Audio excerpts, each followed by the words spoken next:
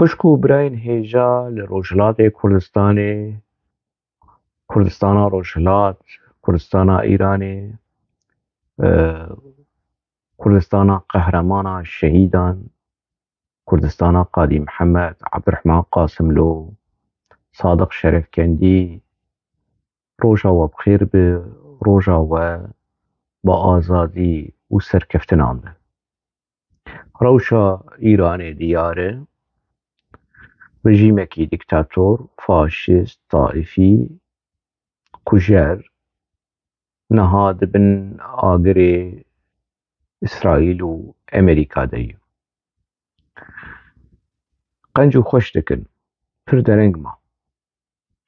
Bersivekî bi vî rengî ji bo rejîmekî faşîst, dîktator, kujer gerek ji mêj ve bibûna. Lê ev derengmayîna hanê jî xem nake, dikeve xizmeta Kurd û Kurdistanê bi giştî û Kurdistana Rojhilat bi taybetî. Rewşên bi vî rengî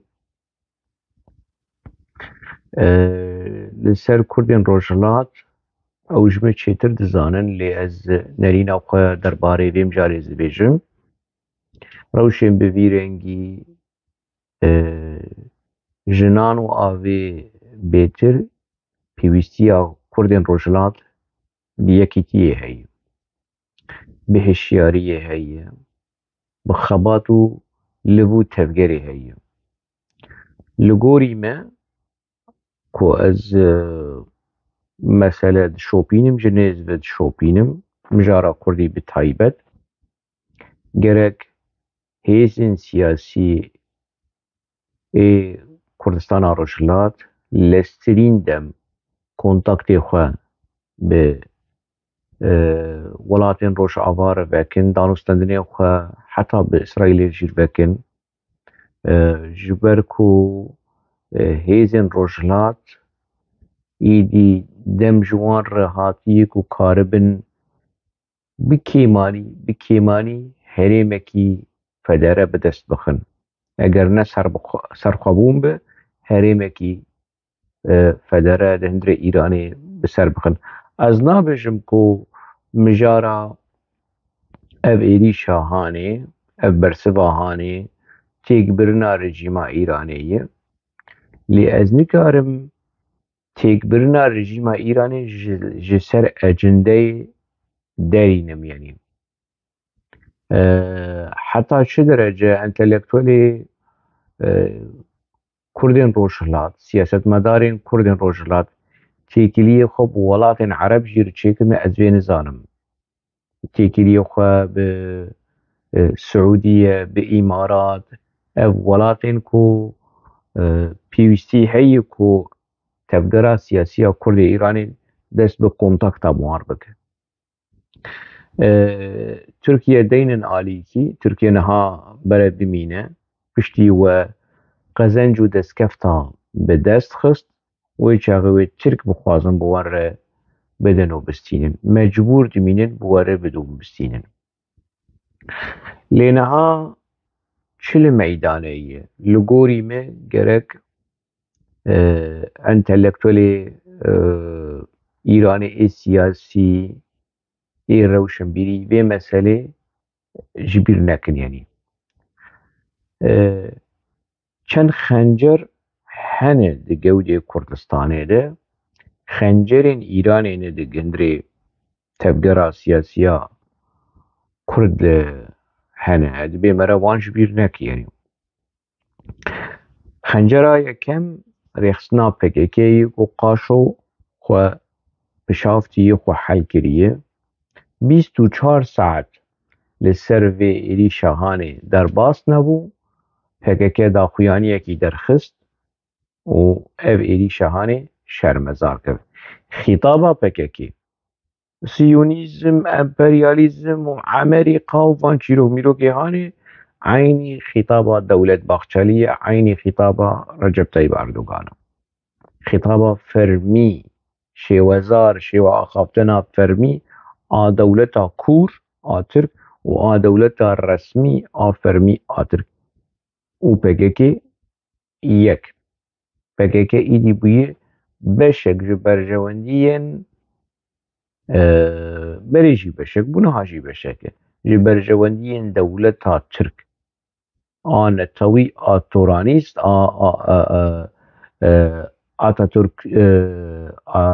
Atatürkîst û a Xapoîst a Apoîst. PKK vê rola hanê dilîze baskê PKK ê Rojhilatê Kurdistanê pejak ew jî daxuyaniyekî derxist û mê milletê xwe biparêzin û milletê xwe organîze bikin û li dijî şer û xweseriya demokratîk û çîrok mîrokê wilo. Di 2022 de di meha Novemberê de li ser vê kanalê kanala min a YouTubeê ez ê ji we lînk li binî deynim me Kurdên Rojhilat hişyar kir. Wê çaxê serhildanên cemawerî li şar û bajarê Kurdistana Rojhilat hebû wekî bersivdayîn ji terorkirina Jîna Emînî bi destê rejîma dagirker, kujer, taifî a dewleta Îranê. Min wan hişyar kir ku dewleta Îranê eger têkeve krîzê, krîzekî wilo hebûnî, krîza hebûn û nebûnê wê xwe bave ji bextê PKK û ji bo ku mesele perçe bike, dabeş bike û zext li ser rejîma Îranê kêm be wê herêmên Kurdistana Rojhilat bide PKK, rêvebirinekî wilo şiklî bi sexte çê bike ji bo ku Kurdên Rojhilat bêalî bimînin. Tevlî serhildan yan tevlî li bo tevgera guherîn û veguherîna Rojhilatê Kurdistanê nebin û astekî ji wan re deynin. Asa xweseriya demokratîk çareserî ye. Xwelîseriya demokratîk çareserî ye. PKK ev sînaryo rejîma Îranê ev sînaryo ev ihtimala hanê hîna 2022 me behs kir.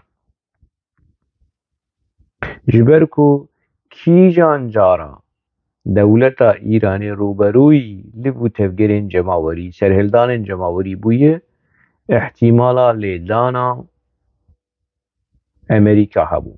Di 2009 de ev tişt çêbû dema li vû tevgerên protestoyî ê cemawerî ê gewre li Îranê çêbû li dijî encamên hilbijartinên serokkomariyê tê bîra we û salên 17 û 18 û 19 ti carî nesekiniye Îran dikhele li vû tevgerên cemawerî, xwepêşandanên cemawerî girse û mezin li seranserê Îranê qut nebûye. Lê kîjan cara ku ev li vû tevger çêdibûn dîrekt rejîma Îranê digot Amerîka û istikbar û hêzên istikbarê û Amerîka û İsraîl û Siyonîzm vê tawanbariya hanê davêt li ser van xwepêşandanê han. Xwepêşandanên protestoyî ti carî yanî bê tawanbariyên rejîma Îranê nesekinî. Heta a dawî a serhildanên li dijî kuştana Mehsa Emînî yan jî Cîna Emînî ew jî li gorî rejîma Îranê bi piştgiriya Siyonîzm û emperyalîzm û Amerîka û tiştên bi vî rengî hane. Niha mesele cida ye. Wê çaxê jî dîsa Amerîka ditirsiya ku lêdanek çêbibe. Niha mesele cida ye. Niha lêdanekî eskerî çêbûye û li gorî me xwepêşandan wê pişt werin. Niha çênabin. Piştî rejîma Îranê baş lawas bibe, baş têk yanî dwarê eskerî de تێکچووینێکی چێ ببێ gelê Îranê ew ê li hemberî vê rejîma lawaz serî hilde. Wê çaxê rejîma Îranê ji xwe niha lawaz e, di lawaztirîn rewşa ku ew tê de bi hewcedarî kî ye? Bi hewcedarî ku Îranê biçekî ji aliyê rêvebirinê perçe perçe bike. Herêma Kurdistanê bide pejekê û PKK ji tê xebin kontrola xwe, herêmekî fireh e yanî. Azerbaycana Îranê jî ji xwe wê dibin kontrola Recep Tayyip Erdogan û dewleta Tirk de be.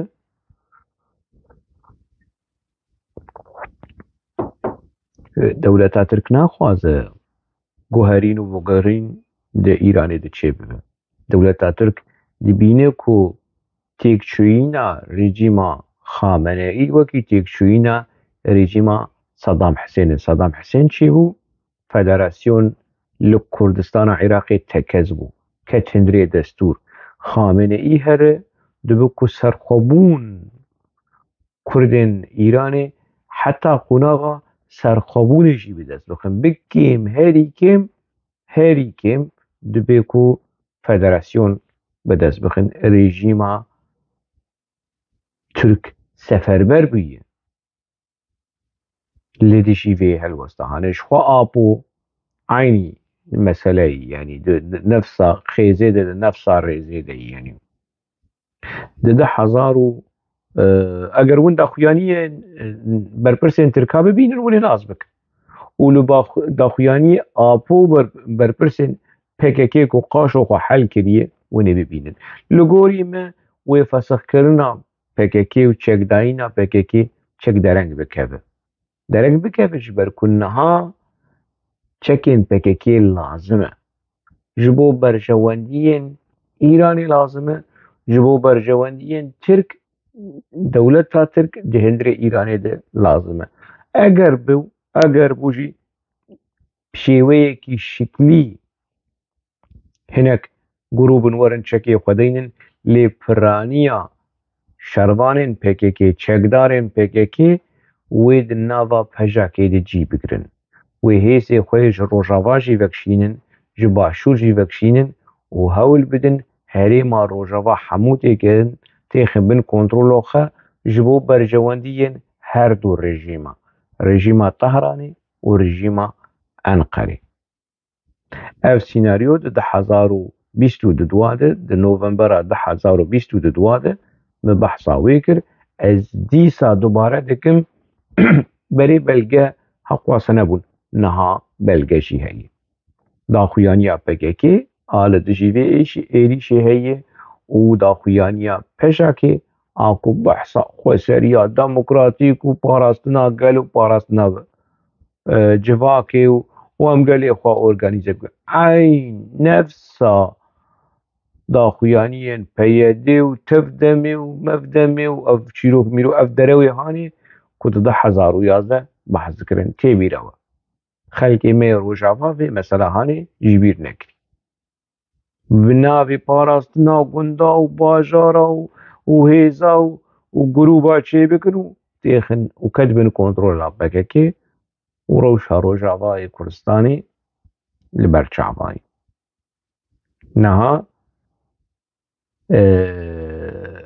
ev mijar, ev sînaryo pir li pêş e. Hêzên Kurdistana Îranê dibe hişyar bin, dibe nehêlin. Gelek kes dibêjin na ji ber ku hêzê eskerî heye û enekese û pedekese û partiyên Kurd, tevgera siyasiya Kurd li Sûriyê hêza wanê eskerî tune bû ku li hemberî PKK bisekine. Yani li gorî me hêza eskerî a Kurdistana Îranê eger hebe jî çêr nake ezmûneya Bakurê Kurdistanê. Hêzên eskerî yan jî çekdarên rêxistinên Bakurê Kurdistanê jî hebû. PKK di sala 1980 de ew çekdarê han, ew rêxistinên han hemû têk bir. Ev mesele yanî ticarî wilo mere dilê xwe xweş neke. Na me tirsî xeterî جدية دوی واری هانه ده هناك دش نحن يعني أمريكا وقبول نكي يعني دوی ويش بكير قبول نكر جبر چه جبركو أمريكا ده 10,000 هذا دجارة أب حاجي أحمد يكو مر لفر لأوروبا بكانسيري مر دجارة ده 10,000 بنتاغون أمريكا بانو يكرغو ور برا كرد تولي و لبو تفگرا خوا پیشاندانا ببن امی چک بدن و امی پره بدن ام ناس کلون پکی کنه لیمی شعبی خوشوی مسئله هانه بگرن ورن ونجی تولي في مسألة هاني بن حاجي أحمدي قبول كر لجميل بايك وبقك وقاجك لقنديلي قبول نكر تيكرين بقك ورجيم إيراني جيروكين وندكارن دي فيديو أوكو ده 1022 بلاف كري ليفقرن از جوار لينك دينم لجيرا في فيديو هاني وندكارم مقالك مقالات بيواري هاني دفسانده مقالك آخافتن و داخویانی درباره تیکیلین پککی و رژیم ایرانی پر معاقبی پر گالك انفرماسیون دی بيواري هاني جيده مداية ناخوازن انا ابو اف 25 ساله و بری ویجی شری هرما کردستان فدره دکر و ندکاری به هرما هانه تیک ببه نا اپو دبیجه از دخوازم مسعود برزانی ببینم و بافل طالبانی و نزانم چه کرو های خواب و های خالی سر های میت پرست های ترک پرست های ترکیه پرست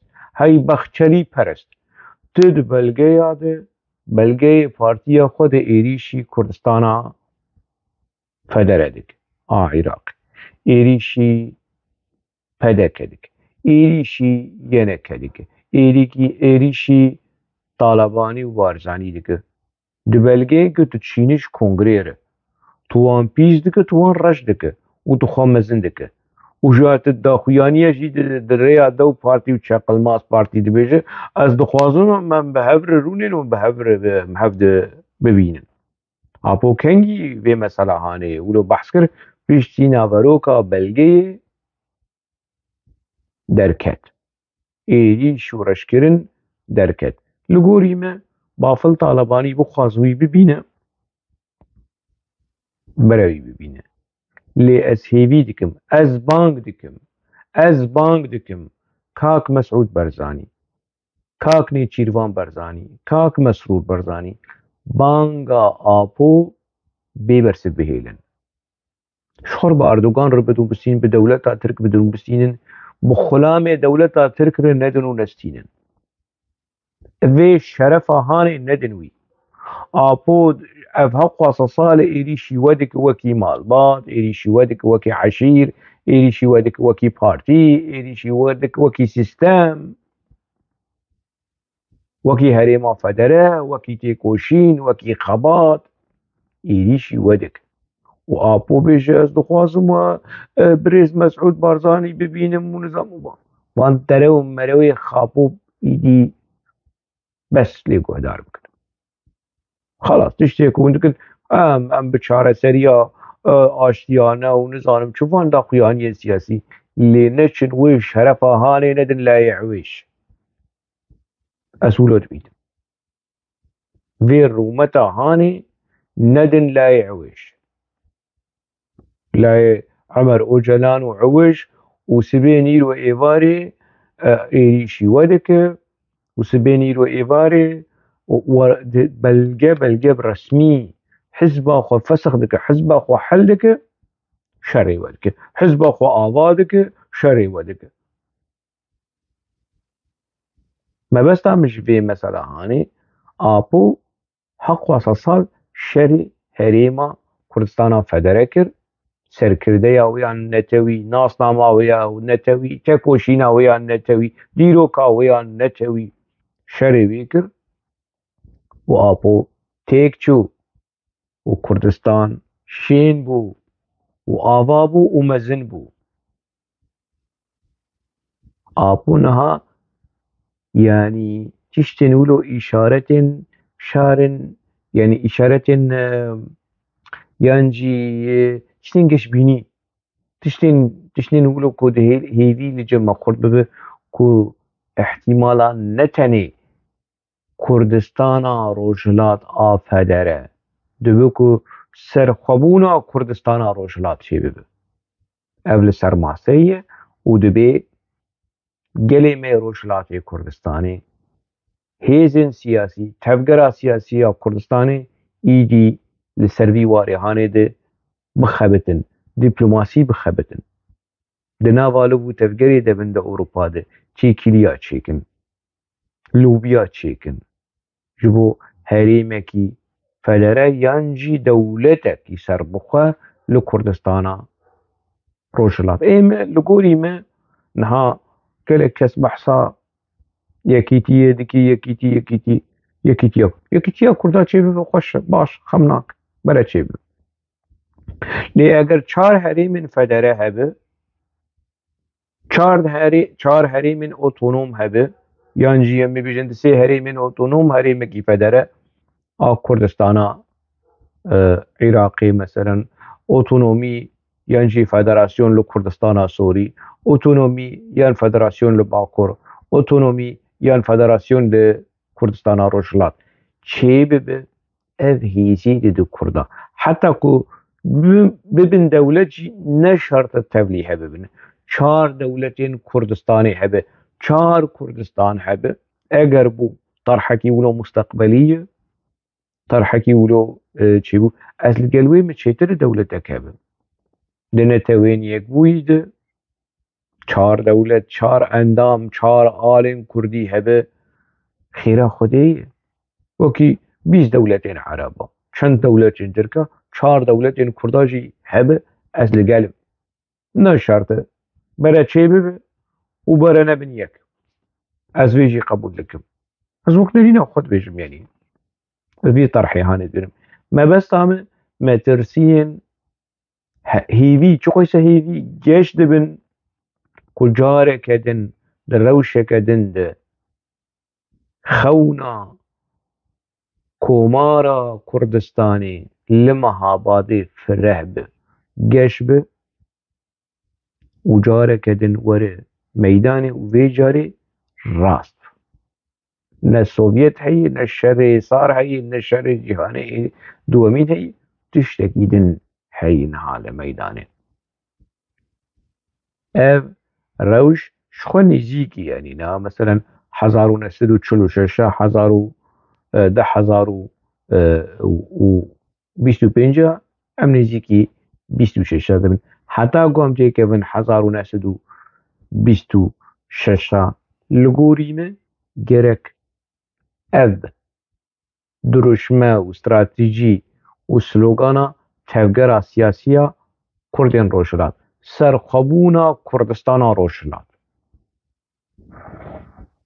ez yani bikin wekî sereke eger serxwebûn bi dest neket federasyon bi dest bixin ev derfet heye ev rewşe guh nedin rê nedin خلقي أورمية أتزانم ده هريما أورمية ده طاغو محله هنا حمو آبوشي حمو كسن كريمينالن تيكيلي وكونتاكتي وان بآبوشي رهي از دزانم بيرو ونونرين فككي لروشولاتي كردستاني هي أبيا شكي نفس شرطية أتزانم كو جميل بايك زلامي يكم دناوا فككي ده زلام ایرانی جمیل باریک از وید زانم دبو کو جمیل باریک جی و اشخوا دولتا ترک ده ترسيا جرو شکی ولوده لو ما لزدا چیروکا فسخ کرنا پکیکی لو ما آبو بی سری و چعب دخواز قصد سلاح و تسلیمی سوري بك رجيم أحمد الشارع بك دخواز هريم كردستان عراقي تيخبن برجوندي وخدمتا دولتا ترك لو انت ترسين جبه مثلا هاني بري مقالب جارة بحصا شما يعني باللاز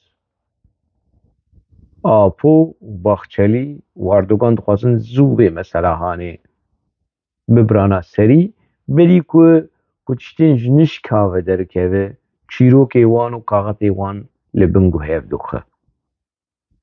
Hişyarî ez dibêjim û plan tevgera me ya siyasî ya Kurdistana Rojhilat bi plan tev bigerin, rê nedin ne cihê nîqaşê jî mecal nedin peja ku meja ku ev derew merewê hanê nîqaşê wan jîr nekin. Win erê win nelawazin lê wina ew qasa jî nexurtin, win dikarin xwe xurt bikin, niha win dikarin xwe xurt bikin. Ez zanim yekîtî niştiman û Bafil Talebanî zilamê Îranê ye. Ev nîqaş jêr nabe.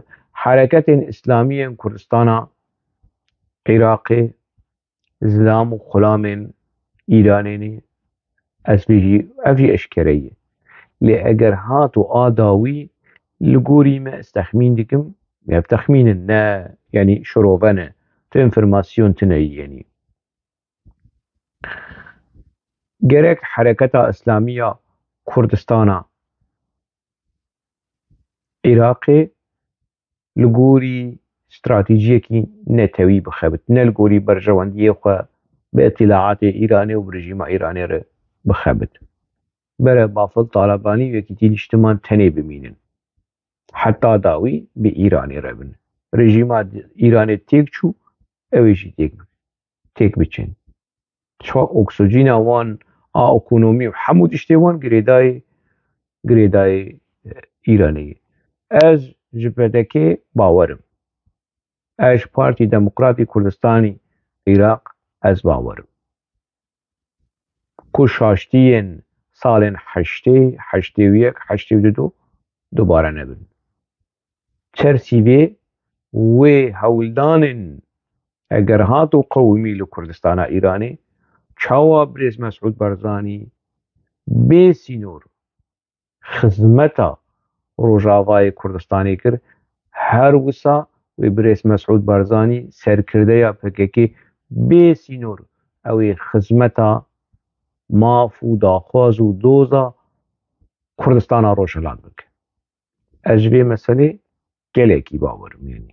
Ew rûpelên reş ê di dîroka nakokiyên te hereka siyasî a Kurdên Iraqê û Kurdên Îranê wê dubare nebin. Ez ji vê mesela hanê pir bi ewle me, pir bi bawerî me. Bi kurtî ez dixwazim vê bêjim yanî hêvî xurtin û geşin û piştgirî jî wê xurt bi û geş bi û hişyariya tevgera siyasî a Kurdistana Rojhilat û gelê me Kurdistana Rojhilat ew jî gerek di asta herî bilind be. Hişyarî ji dek û dolav û lîskên dewleta Îranê, hişyarî ji derew û xapên tevgera xapoçî û pejek û mejek û ev çîrok mîrokê hanê. Kurdên me yê Rojhilatê ku di nava pejekê de niha hene û bi apoçiya hatine xapandin. Leztirîn dem ji vê rêxistina kirmînal qirêj derkevin. Berê xwe bidin hêza xwe ya dayîk, hêza xwe ya netewî, tevgera xwe ya siyasî ya netewî, tevgera xwe ya Kurdistanî a Rojhilatê Kurdistan û navnîşan nas kiriye. Ez dawî li vê axaftinê tînim, dilê me û hestê me ji niha û heta rûxandin û têkbirina rejîma Îranê bi gelê me Rojhilatê Kurdistanê re ye. Em bi were ne, bi mejî, bi hest û bi dil û bê sînor. Hûn bi ser dikevin, em bi ser dikevin. Hûn biêşin, em jî dêşin. Hemû gelê Kurd dêşe, li Bakurê Kurdistanê jî dêşe. Mi dît ez berî 10 hefta yanî ez qonaxa 10 hefta li کوردستانا باکوور بووم ez çûm serdana Diyaqetiya min nexweşe li erdê ez çûm rojên cejnê Qurbanê ez li Wirma min dît min hinek Kurda danûstendin kir hinek ê ku nêzîkî